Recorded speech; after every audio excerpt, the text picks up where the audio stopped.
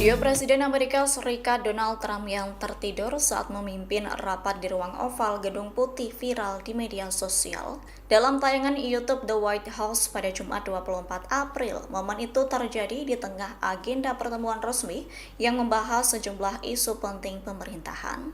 Dalam tayangan YouTube tersebut, Trump terlihat menutup mata dan tampak tertidur sejenak saat rapat berlangsung.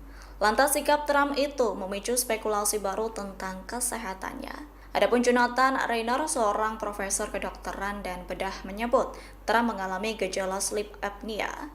Meski demikian, hingga berita ini diturunkan, belum ada diagnosis medis yang dikonfirmasi dan diumumkan oleh Gedung Putih, termasuk apakah Trump hanya beristirahat sejenak atau benar-benar tertidur.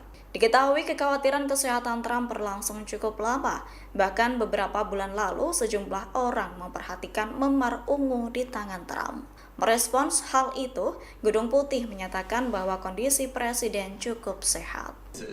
Not only as we negotiate on behalf of every American family for affordability, but also to ensure that you're best positioned to create the cures for tomorrow.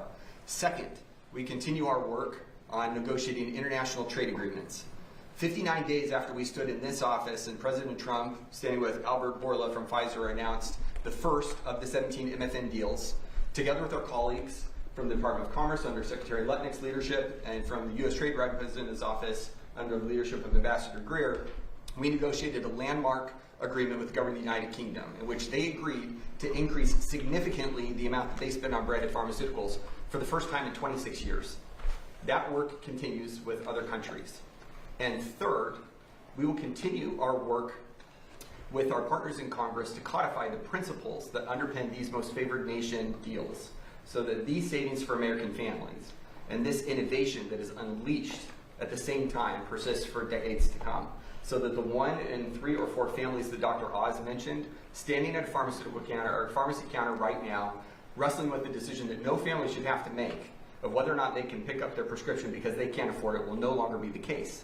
And at the same time, we know that there are roughly 20,000 known diseases in the world, and we have a treatment or a cure for fewer than a quarter of those. And so this president and his policies is not only safeguarding affordability for American families, but is ensuring that we continue to bet on American exceptionalism. We bet on innovation. We bet on the principles that have taken us to this place in 250 years for the next 250 years. Thank you, Mr. President. Thank you, Chris. Great job you do. Maybe you want to talk about rescheduling while we're here and just say what you're doing and the progress that you've made. Right. Well, Mr. President, today is another promise made, promise kept day.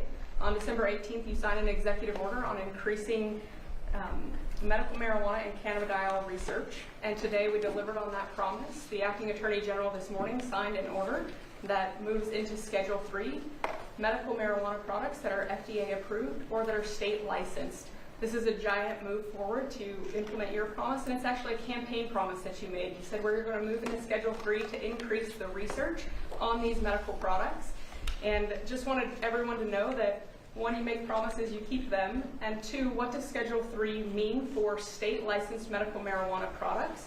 We will begin implementation right away of this order.